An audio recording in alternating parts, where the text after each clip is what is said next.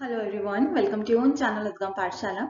I am Pratima Nagpal and the chapter we are starting today is chapter of class 9 of geography, that is natural vegetation and wildlife.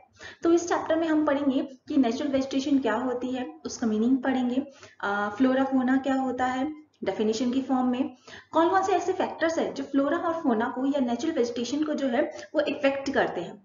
और जो हम ये जो topic है, जो chapter है, वैसे ही जो टॉपिक्स में आने वाले हैं वो हम 6th क्लास से ही स्टडी कर रहे होते हैं, तो इसमें वही पढ़ेंगे कि कितने तरह के नेचुरल वेजिटेशन होती हैं। 5 टाइप्स की है नेचुरल वेजिटेशन, तो उसके बारे में रीड आउट करेंगे एंड लास्ट में हम पढ़ेंगे इसमें वाइल्ड लाइफ के बारे में।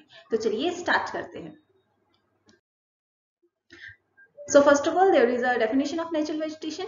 So natural vegetation क्या है? एक ऐसी वेजिटेशन है जो कि नेचुरली ग्रो होती है, ठीक है, जो कि नेचुरली प्रकृति के द्वारा ही उगती है। इसमें ह्यूमन का कोई भी इंटरफेरेंस नहीं रहता। तो इसमें वही दिया हुआ है डेफिनेशन में, natural vegetation refers to the plant community which has grown naturally without human aid. Human aid मतलब ह्यूमन की कोई भी इसमें हेल्प नहीं लगती है या ह्यूमन का कोई भी इंटरफेरेंस नहीं रहता, and has been left undisturbed by humans for a long time. और जो ह्यूमंस हैं, जो हम लोग हैं, वो इसको कुछ भी डिस्टर्बेंस भी नहीं करते हैं, कुछ छेड़खानी नहीं करते हैं, मतलब अपने आप ग्रो होती है नेचर की हेल्प से। This is termed as virgin vegetation. इसको वर्जिन वेजिटेशन के नाम से भी जाना जाता है, ठीक। तो ऐसी वेजिटेशन जो प्रकृति के द्वारा उग रही है, उसमें ह्यूमन का कोई भी इंटरफेरेंस नहीं है, उसको हम बोलते हैं नेचुरल वेजिटेशन, और इसको वर्जिन वेजिटेशन के नाम से भी जाना जाता है। नेक्स्ट देखते हैं, नेक्स्ट पॉइंट दिया हुआ है, cultivated crops orchards form the part of vegetation but not the natural vegetation. ठीक है, जो हम कल्टीवेशन करते हैं, एग्रीकल्चर करते हैं, खेती वगैरह करते हैं, तो वेजिटेशन का तो पार्ट है, लेकिन नेचुरल वेजिटेशन का पार्ट नहीं है, क्योंकि हम उसको खुद उगाते हैं। ठीक है, इसमें बहुत सारे हम लेबर भी यूज करते हैं कल्टीवेशन में, ठीक है, और तरह तरह के जो मॉडर्न टूल्स हैं, हार्वेस्टिंग मशीन, थ्रेशिंग मशीन, तो ये सारी चीजें हम यूज करते हैं, तो वो आपका वेजिटेशन में तो आएगा, लेकिन नेचुरल वेजिटेशन में नहीं आएगा। नेक्स्ट दिया हुआ है flora. The term flora is used to denote plants of a particular region or period. जो फ्लोरा है, फ्लोरा को कैसे याद करेंगे, फ्लोरा और फ्लावर। तो फ्लावर किस में होते हैं, प्लांट्स में होते हैं, तो फ्लोरा किस टर्म को डोनेट करता है, प्लांट को डोनेट करता है, ठीक है, किसी भी पर्टिकुलर रीजन में या पर्टिकुलर टाइम में। और जो फोना है वो स्पीशीज ऑफ एनिमल्स को डोनेट करता है, ये जो टर्म है। नेक्स्ट है, the huge diversity of flora fauna is due to the following factor. जो हम देखते हैं इतनी ज्यादा वैरायटी है देखने को, फ्लोरा में भी फोना में भी, यानी कि एनिमल स्पीशीज में भी अगर हम देखें या फिर हम प्लांट्स की उसमें बात करें, तो अलग अलग हमें अलग अलग डाइवर्सिटी देखने को मिलती है। तो उसके फैक्टर्स क्या है, तो सबसे पहले है लैंड, जमीन। Land affects the natural vegetation directly and indirectly. The fertile land is generally devoted to agriculture. जो land है ये भी एक बहुत बड़ा मुख्य कारक है, ठीक है, मेन फैक्टर है जो किसको अफेक्ट करता है डायरेक्टली और इनडायरेक्टली। जो फर्टाइल लैंड है, ठीक, तो वो किसके काम आती है, आपकी एग्रीकल्चर के काम आती है। इसी तरह जो इसके अलग और भी डिफरेंट फैक्टर्स हमें देखने को मिलते हैं, तो इसमें जो लैंड है ये एक मेन फैक्टर है, ठीक है। जो फर्टाइल लैंड है वो किसके काम आती है, एग्रीकल्चर के काम आती है। नेक्स्ट है आपका soil. Different types of soil provide basis for different type of vegetation.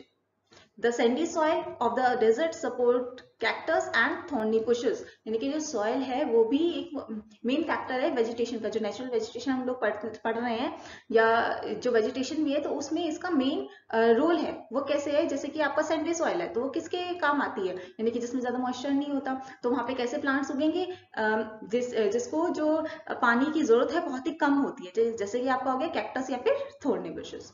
Next temperature.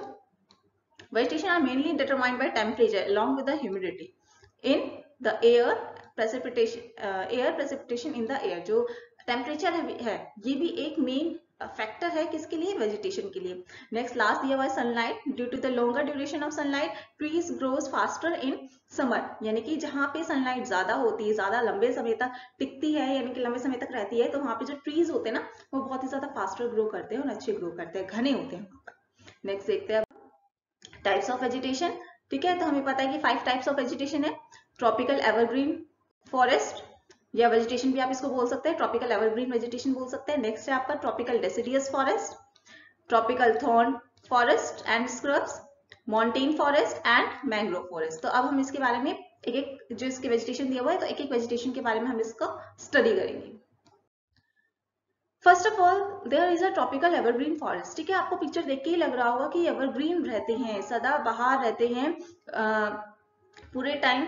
थोड़ा बहुत मतलब इसमें बोल सकते हो कि जो शेड मीन्स जो ये ट्रीज हैं, ये अपनी जो पत्तियां हैं बहुत ही कम टाइम के लिए गिराती हैं, बहुत ही कम गिराती हैं। ठीक है, क्योंकि यहाँ पे सनलाइट क्योंकि जो पेड़ हैं यहाँ पे जो ट्रीज है इतने घने होते हैं, जो सनलाइट है ना वो भी जमीन तक बहुत मुश्किल से पहुंच पाती है।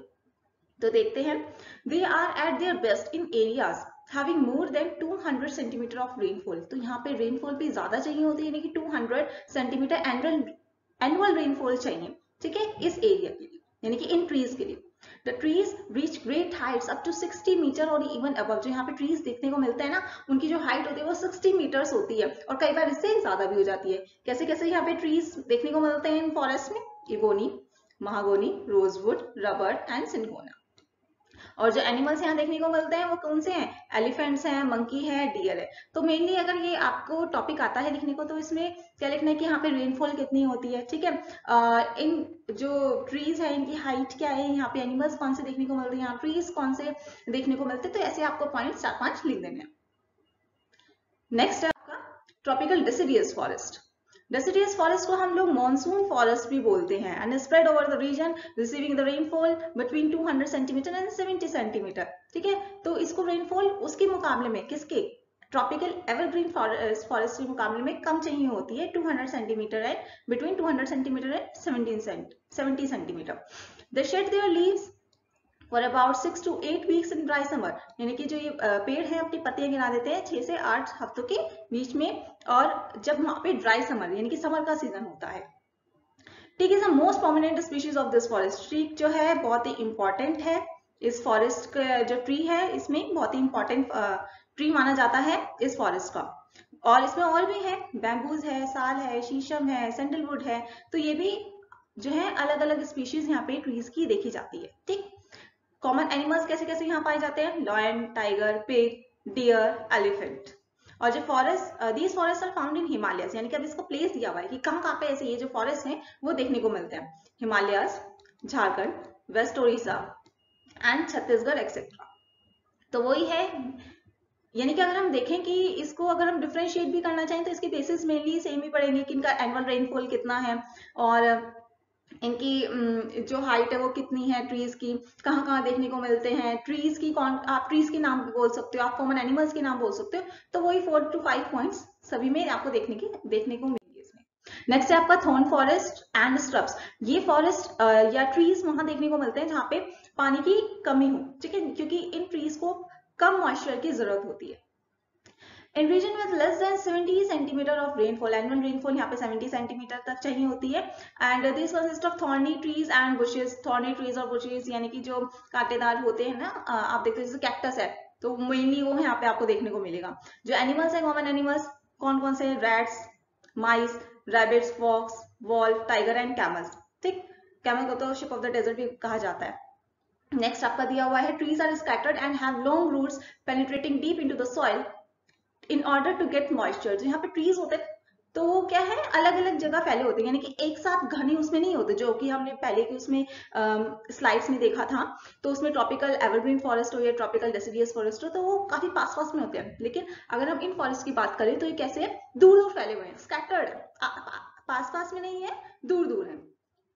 तो वही है, तो इनकी जो रूट्स होती है ना वो काफी नीचे तक होती है। क्यों नीचे तक होती है? क्योंकि यहाँ पे मॉइस्चर की कमी होती है, लेकिन प्लांट को तो पानी चाहिए ही होता है। तो इनकी जो रूट्स हैं काफी नीचे तक जाती हैं जमीन के, तो ताकि उनको मॉइस्चर मिल सके।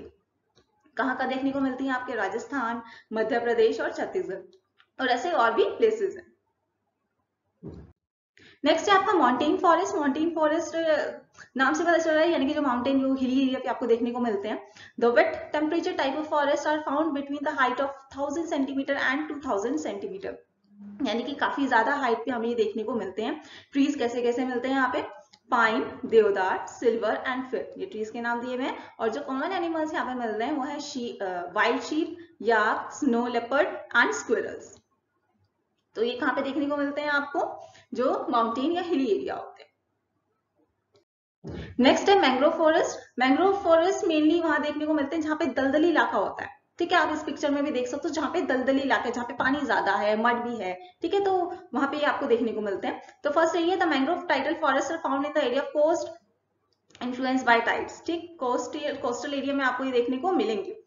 The deltas of the Ganga and Mahanadi, the Krishna, the Godavari and the Kaveri are covered by such vegetation, यानी कि ये वेजिटेशन, ये जो पॉइंट दिया हुआ ना, यानी इसका मतलब है कि यहाँ पे देखने को मिलते हैं, इसका प्लेस दिया हुआ है कि कहाँ कहाँ पे ये देखने को मिलते हैं। तो आपका डेल्टास ऑफ गंगा, गंगा के डेल्टा पे है ना, महानदी पे, महानदी के डेल्टा पे, कृष्णा, गोदावरी, तो ये उन रिवर्स के डेल्टा के नेम दिए हुए हैं जहाँ पे ये देखने को मिलते हैं। Royal Bengal tiger is a famous animal in these forest, यहाँ पे जो है रॉयल बंगाल टाइगर जो है फेमस एनिमल है इन फॉरेस्ट में। कहाँ, कौन से फॉरेस्ट में? मैंग्रोव फॉरेस्ट में, ठीक है। लेकिन सिर्फ यही देखने को नहीं मिलता, और भी जो है आपके एनिमल्स जो हम बोल सकते हैं देखने को मिलते हैं, जैसे टर्टल्स हो गया, क्रोकोडाइल है, घड़ियाल and snakes are also found in these forest, तो ये भी फॉरेस्ट में देखने को मिलते हैं। अच्छा, अब इसमें ना ट्रीज के नाम दिए हुए हैं। In Ganga Brahmaputra delta sundari trees are found, ठीक है, सन्डरी ट्रीज यहाँ पे देखने को मिलते हैं, और बाकी भी देखने को मिलते हैं जैसे palm, coconut, agar, also grow in some parts of Kerala. यहाँ ये केरला के अलग अलग पार्ट्स में जो है देखने को मिलते हैं। नेक्स्ट हमारा जो लास्ट टॉपिक है वो है वाइल्ड लाइफ। अभी तक हमने किसके बारे में पढ़ा? फ्लोरा के बारे में पढ़ा, नेचुरल वेजिटेशन के बारे में पढ़ा कि क्या होता है ना, कितने टाइप्स के हैं, 5 टाइप्स के हमने पढ़ लिए। तो ये जो हमने पार्ट पढ़ा था, ये पढ़ा था हमने फ्लोरा का, और अब जो हम पार्ट पढ़ रहे हैं ये है हमारा वाइल्ड लाइफ यानी कि फोना का। तो जो वाइल्ड लाइफ है यानी कि India is rich in its फोना, इंडिया जो है वो सिर्फ फ्लोरा में ही यानी कि नेचुरल वेजिटेशन में ही रिच नहीं है, यानी कि यहाँ पे ही सिर्फ डाइवर्सिटी देखने को, वैरायटी देखने को नहीं मिलती सिर्फ फ्लोरा में, बल्कि फोना यानी कि जो वाइल्ड लाइफ है, जो एनिमल स्पीशीज है, उसमें भी वैरायटी देखने को मिलती है। देखेंगे, India has 90,000 animal species, India के पास 90,000 एनिमल स्पीशीज है। The country has about 13% of the world's total, यानी कि जो एनिमल स्पीशीज है ना हमारे यहाँ पे इंडिया में, वो 13% है पूरे वर्ल्ड का अगर लगाएं, ठीक है। There are 2546 species of fish, इतनी स्पीशीज फिश की हैं जो कि 12% है पूरे वर्ल्ड का। अब आप देख सकते हो यहाँ पे कितनी डाइवर्सिटी देखने को मिलती है, कितनी वैरायटीज, कितनी स्पीशीज में भी कितनी वैरायटीज है। The elephants are the most majestic animals among the animals found in hot-wet forest of Assam, Karnataka and Kerala. तो इसमें क्या दिया हुआ, जो एनिमल है वो मैजेस्टिक एनिमल है, सबसे बड़ा एनिमल यहाँ पे पाया जाता है। कहाँ? एरिया भी दिया हुआ है, असम, कर्नाटका एंड केरला में। अब लास्ट पॉइंट इंपॉर्टेंट है, देखेंगे, to protect flora and fauna of the country, यानी कि नेचुरल वेजिटेशन और जो हमारी एनिमल स्पीशीज है इनको बचाने के लिए the government has taken many steps such as 14 biosphere reserves, यानी कि हमारी गवर्नमेंट ने काफी स्टेप्स लिए हैं, रूल्स वगैरह बनाए, कुछ पॉलिसीज या फिर कुछ चीजें सेटअप की। तो देखेंगे क्या किया, 14 बायोस्फीयर रिजर्व्स जो हैं वो सेटअप किए हैं, have been set up in the country, 89 national parks किए हैं setup, 490 wildlife sanctuaries and zoological gardens are set up for the take care of national heritage, यानी कि ये सभी जो आप देख सकते हो 14 बायोस्फीयर रिजर्व सेटअप किए, 89 national parks, 490 wild life sanctuaries और जूलॉजिकल गार्डन, तो क्यों सेटअप किए हैं? ताकि जो हमारी फ्लोरा फोना है इनको कंजर्व किया जा सके, इनको बचाया जा सके, ठीक। तो यही था आज का हमारा चैप्टर। ये चैप्टर में मोस्टली जो टॉपिक्स हैं ये हम 6th क्लास से ही पढ़ते हुए आ रहे हैं, तो इसी का यही मतलब हर क्लास में कुछ ना कुछ इस चैप्टर का कोई ना कोई टॉपिक रहता ही है। तो होप करती हूँ, आशा करती हूँ कि आपको ये जो चैप्टर है वो अच्छे से समझ में आया होगा। So this is all about this chapter. अगर आपको ये वीडियो अच्छी लगी हो तो वीडियो को शेयर कीजिएगा, लाइक कीजिएगा, ज्यादा से ज्यादा अपने दोस्तों में शेयर कीजिए और चैनल को सब्सक्राइब करना ना भूलें। Thank you so much.